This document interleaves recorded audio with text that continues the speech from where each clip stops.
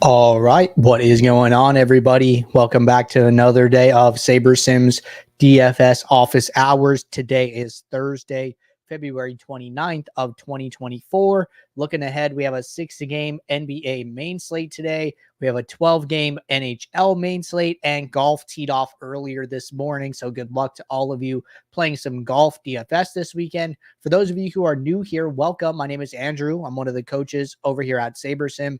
This is a show where we go over how to use the SaberSim app, answer any and all DFS related questions. You can get your questions in one of three ways here. First off, send us an email, support@sabersim.com. Second, post it live in the YouTube chat. Third way, post it in the office hours channel in our Discord server. If you're not in our Discord and want to get access to that channel, there is a link in the description of this video. You'll also get access to our similar channels, individual sport channels, and you get access to the rest of the SaberSim team. So can't say enough good things about the Discord. We do this show Monday through Friday, 4 p.m. Eastern, and we do the show on Saturdays at 11 a.m. Eastern. So with that said, we're going to jump right in here, going to get the app pulled up, and we're going to start with questions that came in the office hours channel as always here. So it looks like our first question is from Bill's Nut, and the question says, do you recommend using the profit plan for high variance sports like NASCAR, PGA, and NHL, or should I focus on MME only? If you recommend single entry and 3-max for those sports, how should I typically build for those?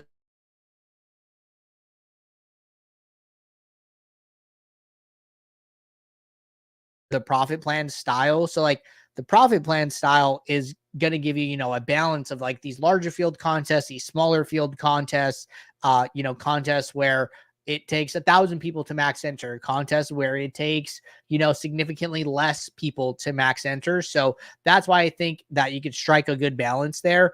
And, for some,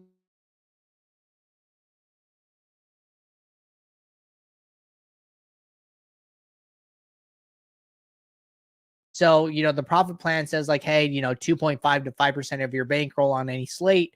Well, honestly, like for NFL Showdown, I'm usually playing like somewhere between 1 to 2%.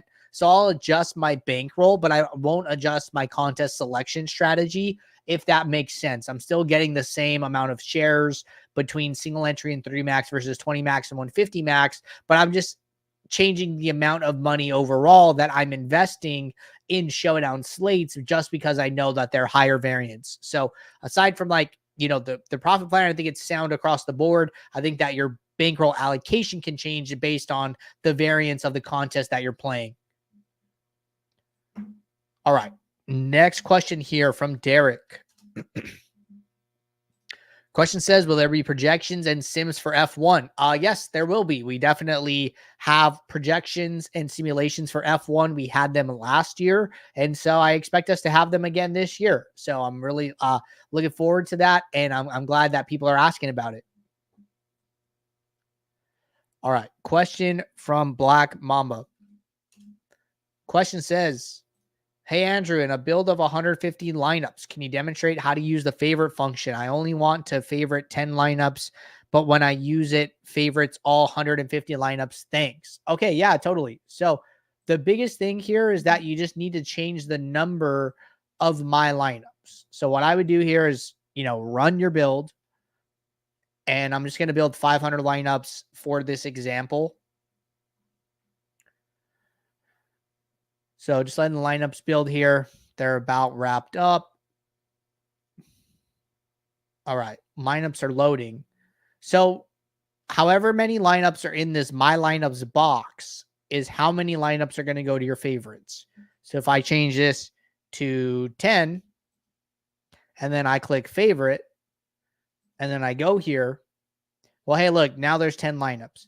I think one thing that can happen that people run into is that maybe they're filtering. They're like, you know what? I'm looking at 150 lineups.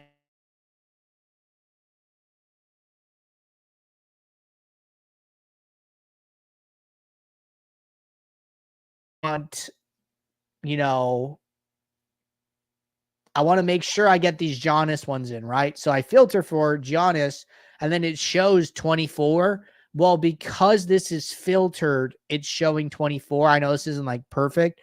The 150 lineups are still here is the problem.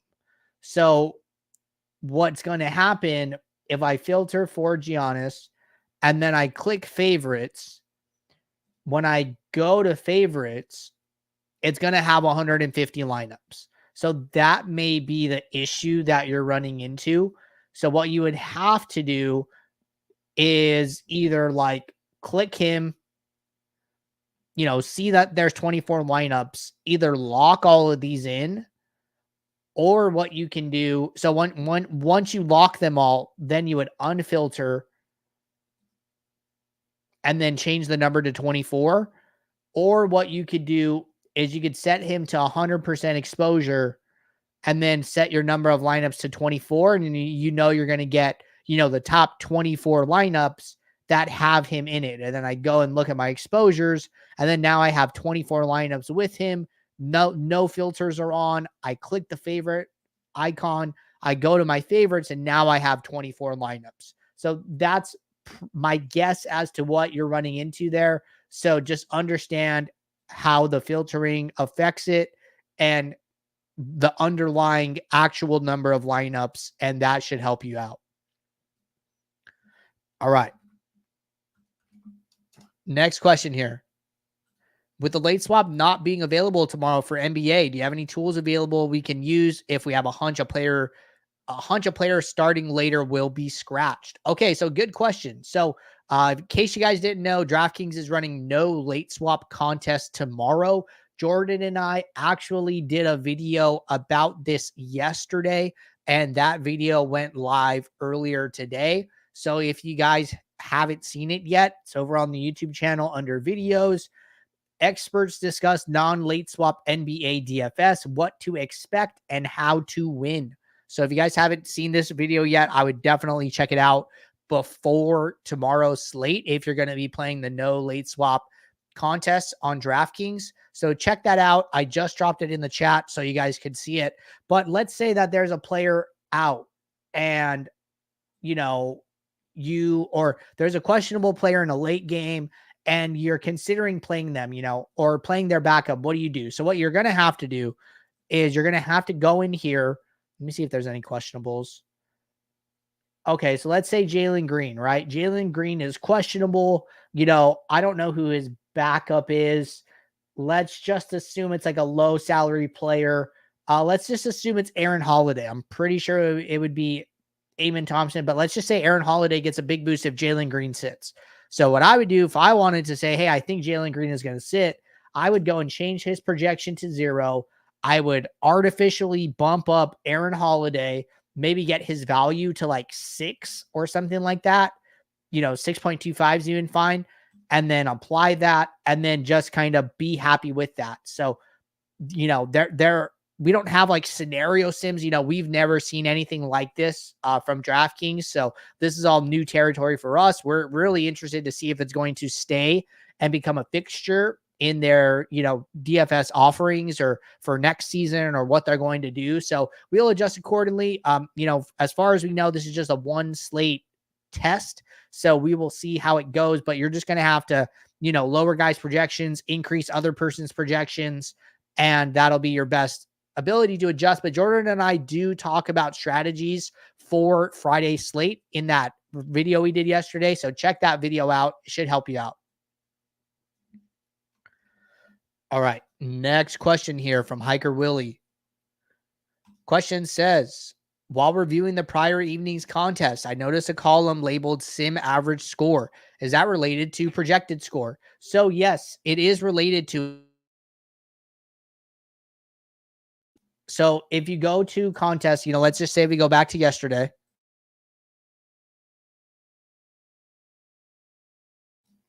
So if I go back to yesterday and what we're talking about here is in contest flashback. So let's just say I go and look. I'm going to look at like a little bit of a smaller contest. I don't want to load 100,000 entries right now. It might take too long. So I'm going to go over to users And then you're going to see this sim average score. So basically what this is every time we run the contest sim, your lineup has a, fantasy point outcome that it achieves. And this is effectively like the 50th percentile or the mean actually of your lineups total. So you could basically say like, hey, this is how many points my lineup scored on average. Very similar to projected score but what's happening here is that, we're just taking the results of the contest sim and then assigning it per lineup here. So yeah, I guess you could call it like the projected score of the lineup. It might differ from the projected score that you see in your actual build. So like that's the thing that I want to like be careful about. I don't know if this number is going to match what you saw elsewhere, when you ran your build. I don't think it is, but I do think it's an important metric to pay attention to. So check out your sim average scores, check out your number of dupes, check out your unique lineups, check out your sim ROIs. Those are all really important things to be looking at. All right. Next question. Is there a way to have sim optimals to show up on our metrics? I haven't seen it show up consistently, but I'd like to see it more often. So what I would do is set up a custom metric. So what I would do is go to your sorting methods. I actually created one for myself. So what you do is you go to add metric, and then from this add metric, you click the drop down, you go down to sim optimals. You want the value. This will be how many times each lineup came up as optimal. And then you can just name it accordingly. So I just name it sim optimals, but you can do it. All you got to do is go and create a custom metric, and then it will be there every single time you build lineups. All right. Next question from M. Jackson, jumping over the YouTube chat. Question is, I'm sure this has been asked a million times, but is it optimal to continue 3 to 4 mini uniques while late swapping in NBA?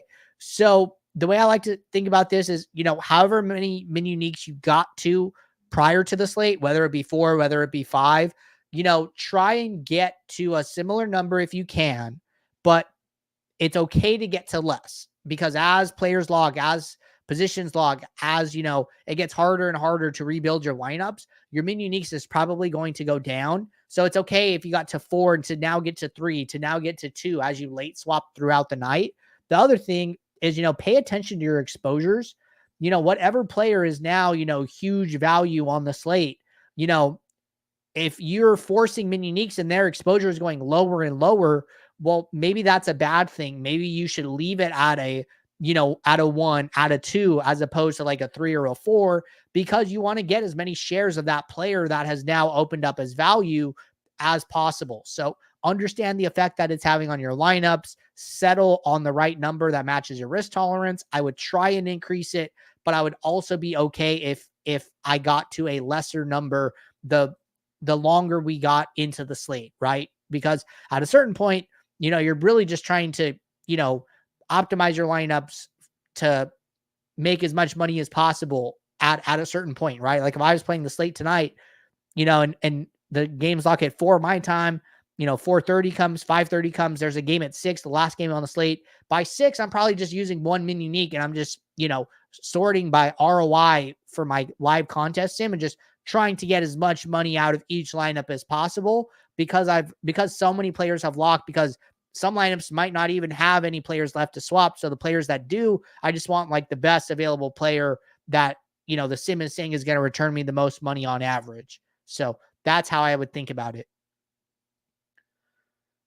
But all right, we are all caught up with questions in both the Office Hours channel and the YouTube chat. So appreciate you guys tuning in, hanging out with me. We will be right back here tomorrow, 4 p.m. Eastern, for our Friday show. So until then, everybody, take care. Good luck. I'll see you all. Thanks. Bye.